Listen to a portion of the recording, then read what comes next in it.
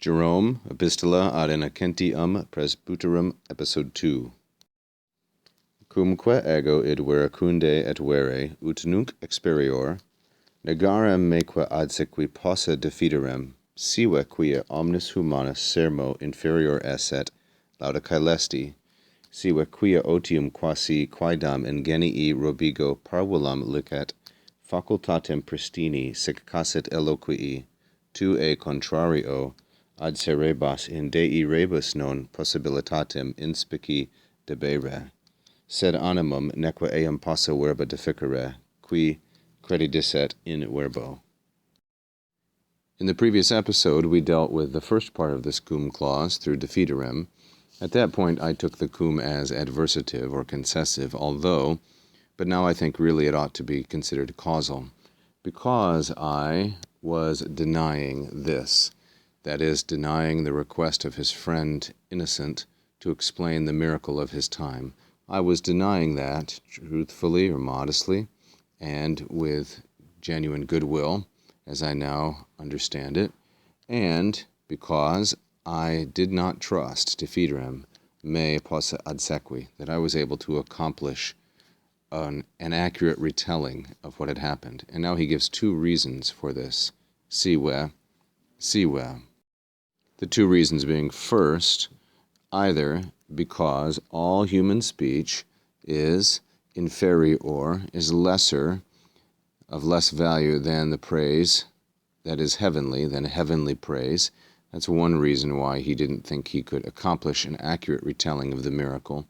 Or, sive, because, sive quia, or because leisure, inactivity, indolence, as it were, like a certain robigo, a certain rust on the mind, this leisure, sic casset, had dried up, and this is a pluperfect subjunctive, sica visset, syncopated with this syllable dropped, or because leisure, otium, like a certain kind of rust on the mind, had dried out, sic casset, the little bit of ability, whatever it might be, licet, this is a qualifier, the little bit of ability, pristini eloquii, of good and pure eloquence that I had implicit.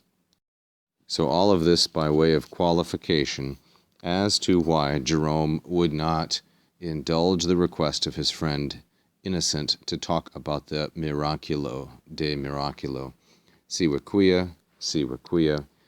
In the one case, human speech is inferior to divine praise, so there's no reason to tell men when God will praise you. And secondly, because his inactivity, otium, had rusted up his facultatem of speech. You, on the other hand, now speaking to Innocentius, to a contrario, quite the opposite, ad cerebas, you were asserting, you were putting forward that, and now we have oratio obliqua, or indirect speech, that in rebus Dei, probably ought to capitalize this, that in matters that deal with God, non possibilitatem inspici debere, that it is not the mere possibility that ought to be looked upon. Inspici is a passive infinitive, but rather the animum, the intention. So it is not the possibilitatem, but one's disposition or intention. And you were asserting, ad cerebas, that it's not possible, neque possa, that anyone should be at a lack for words, verba deficere, who has placed his trust, who had believed, credidisset, in the Word, meaning in the Word of God. In genei robigo.